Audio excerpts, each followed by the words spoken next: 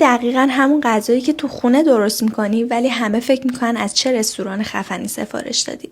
برای درست کردن چیکن استروگانوف اول سینه‌های مرغ رو اینجوری نازک میکنیم، بعد نواری برش میدیم. این شکلی باید بشه.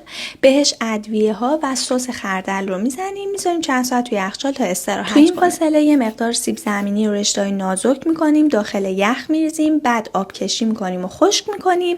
یکم داخل روغن میریزیم، یکم زردچوبه و نمکم اضافه میکنیم و سیب زمینی رو اینجوری سرخ میکنیم. حالا داخل تابمون کره رو میریزیم، مرغامون رو سرخ میکنیم. بعد از اینکه سرخ کردیم از داخل تابه در میاریم. داخل همون تابه پیاز و سیرمون رو سرخ میکنیم، بعد بهش قارچ، آب لیمو و آرد رو اضافه میکنیم. وقتی به این حالت در اومد بهش شیر اضافه میکنیم، نمک و فلفل، مرغایی که از قبل سرخ کردیم و یه مقدار خامه. به همین راحتی یه غذای جذاب رستورانی رو تو خونه میتونید درست کنی. خیلی خوشمزه است. حتما درست کنید.